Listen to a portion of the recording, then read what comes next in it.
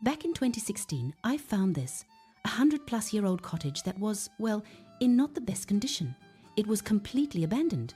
Then I found out the story of this house, and that was quite terrifying. Now, in this video, I am going to be showing you the start to finish of this entire project. I am going to say exactly what we paid for it, how much it cost to renovate, and after just over a year of working on it, how much we had it valued at. And I do just want to say, I'm not saying any of this to brag or show off. It's truly to be transparent on the true cost of doing something like this and what it actually was like doing. Because at the time of doing this renovation project, my brother and me had full-time jobs working in the city. My brother worked in private equity. I worked in asset management. And if you know, you know, those aren't like light jobs. You're knackered and miserable doing them, and then to drive out of London to do this project every evening, every weekend, every bit of annual leave for just over a year was truly the most miserable project I have ever done. But it was essential for getting me where I am today. So the first thing we needed to do was start clearing the land because nature had taken back over this plot. And before you even say anything about me cutting these trees down, you can't just cut trees down. You need to have all these surveys done because if there is a mouse hiding under a rock, I've got to get the experts in to remove said mouse. I had to pay a couple £1,000 for all of these surveys to be allowed to do it. And the people who actually know what they're talking about when it comes to the environment go, oh, all of these trees, they're invasive. Most of it is laurel and it's been completely unkept for 100 years. So we give you permission to cut down everything. Now, I actually quite liked some of the trees. So some of the beech trees and an oak tree that was 200 years old, I was allowed to even cut that down, but I didn't want to. So I kept that just to get tree surgeons in to cut down all of the trees. We got quoted £8,000 for. And I thought, no, I'm not paying that. So this excavator with a flail, I think it's called, it's just a blender and it shreds anything that goes in its way. That cost 850 quid. So a pretty decent saving there, and it's very dangerous, so you should never be anywhere near it. However, I did go really close to it at one point because my next door's cat started going really close to it, and I got shouted at so much for this, but I couldn't let it get shredded. So I ran within a meter of seriously fast spinning blades to pick up the cat, just in case my brother didn't see it, and the cat was fine.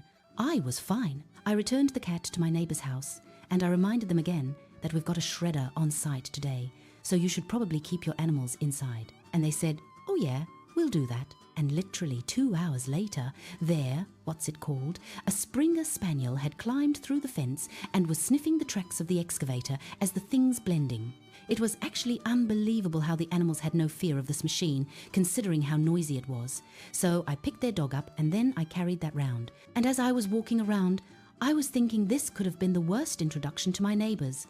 But thankfully, it was all fine. Now, the clip that you've just been watching, I've left on the screen for a while because I've got a question for you. How many outbuildings can you see right now? Because if I told you there's one, you'd go, where is it? If I told you there's two, you'd go, there's no way. It was actually 4 totaling, just over 120 square meters. There is a garage with an attached workshop. To the right of that is where they used to keep goats. Then, in the center of the screen, is another pretty decent-sized garage. And then on the right-hand side is a 20-meter stable block where there are 4 parking bays for horses. I don't think you call them parking bays, that's cars, but where you park the horses there anyway. And when we viewed the site, we realized that most people wouldn't bother exploring the land because it had so many brambles and stinging nettles. It was completely overgrown and a bit sketchy in places to climb around. But considering the price of this site, my brother and me came back for a second viewing and we measured every single one of the outbuildings. We remeasured the entire site and we found 2 more outbuildings that they weren't even showing when they drew the plan of the site. And they also got the size of the plot wrong. So a quick piece of advice, remeasure everything because there is a chance that what they say you're buying, you might not actually be. And that's a rare occasion. This is the only example I've ever seen of it. But when you're talking about quite large sums of money, you don't want to be buying something that you're not actually getting. And on that note, well, how much did this site cost? And well, it's an aggressive number. We paid just over $500,000 for this. So that is the purchase price, solicitor fees, the taxes. It's a lot. And if you think we're insane from the footage you've seen already, well, it's going to get a lot worse before it gets better, unfortunately. So this is the dining room, and it's just lovely, really homely. And the only way you can see what's on the screen right now is mad editing. So it just boosts all the exposure because my phone couldn't even register that I was in a room because it was so dark. So if you look at the shadow, I'm holding a drone with my right hand to film this and a torch in my left hand. And that's the only way I managed to get any footage of the inside. Now the room I'm about to go into is known as the butcher room. And as you can see, there are tables laid out and the smell of damp and disgustingness in here was grim. There's no concrete slab floor, no tiles, nothing. It was just pure soil, which is, I can't even believe the next part I'm about to tell you, which is the person was living in this 2 months before we bought it, which I appreciate is hard to believe, but it's 100% true. 2 months before we bought it, there was someone living in it in this condition. And to be really honest with you, I can remember exactly how we felt walking around at this stage, and you just felt sad because it's hard to believe nobody cared about the guy who was living in it. And maybe he deserved it. We don't know. He could have been not very nice person, but yeah, it's just sad that someone could live in this condition. And as we head upstairs, I'm not going to go in the bathroom for a particular reason, and I appreciate some of you might be eating your food or something now. So what I'll say is the toilet wasn't connected. He tried to connect it with duct tape. The duct tape failed.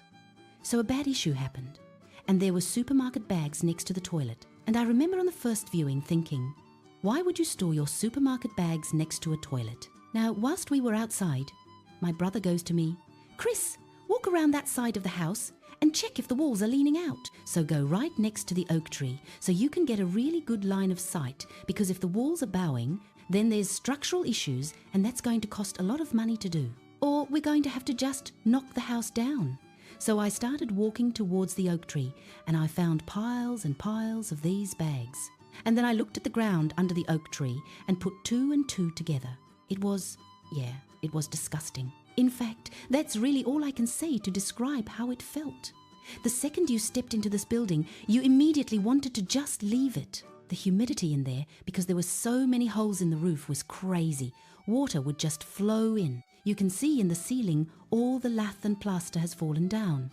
And how that happens is there's a leak in the roof. The plaster absorbs so much water that it can't hold itself up against the ceiling anymore, so that collapses. The window in this room had been pushed in and broken by the ivy growing up the brickwork, so there was no way of shutting the windows. So all of the rain would go down the ivy and then straight into the house and then fall through the floor into the butcher room. And then this is currently the master bedroom. And watching this back and knowing what it's going to look like by the end of this video, I mean, you've literally just got to have some vision. And then you've got to have a load of credit cards lined up because this wasn't a cheap renovation project. This is the original floor plan, and it's actually a decent sized house, but there's a couple of things that just don't work. Like, for example, you've got to walk through a bedroom to get to the master bedroom. So we needed to change that. And we also needed to take down a couple of the walls on the ground floor so it felt more open plan because the room layouts just weren't working. Now, one thing that my brother and me have always done is we name each of the rooms so it's easy to talk about. So this room you're looking at right now is called the bakehouse. And we named it that because it had the largest fireplace and because one of the rooms used to be a butcher's room. We thought this could be the bakery, and the rest actually we didn't name. They were just bedroom 1, 2, 3, 4, master bedroom, had an ensuite, a family bathroom, a downstairs toilet, an open plan living room, and then an open plan kitchen. And the bakehouse was just the entrance hallway area. And remember, if you want to add additions like extensions to your house, well, you've got to pay for that. So the best thing you can do is just refurb what is there, and that's how you can save a lot of money. And I've always been a big believer, if it doesn't make money, then it doesn't make sense. And with this house, everybody wanted to knock it down, and the numbers just weren't adding up. To knock this down and build a similar structure, you're looking at £500,000, £600,000 on top of the purchase price of the site. So yeah, there is a margin there for people because nearby sold prices were mad, but it didn't make sense, and especially that there was nothing really that wrong with the house itself. I mean, there's quite a lot wrong with it, but it was structurally sound, and it's almost as if every single developer was overlooking what was there. And therefore, from that information, we worked out what they would have been offering. So we offered £10,000 more than that amount. And when we found out that our offer was accepted, I asked the estate agent how close the other offers were, to which he said that we only just managed to get it by a couple grand, which is the flukiest thing ever because our final offer was everything that we had. And I think some people think there's just people who like DIY and that's the reason they're doing it. And from personal experience, I've never really met anyone who's doing it for the fun of it. It's more out of necessity. It's people who have spent everything that they have in their bank account to get onto the property ladder. And then you're walking around your house and you're getting quotes for X, Y, and Z, and you realize that you can barely even afford the tap that's needed for the bathroom, let alone everything else that needs to go into it. So I do just want to stress this. I have never bought a project without knowing exactly what, in a worst case scenario, the house would be worth when it's done, and the worst case scenario of what the renovation could cost. You have to do all your due diligence before you invest a huge amount of money.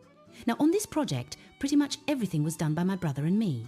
We did get in a plasterer, we did get in an electrician,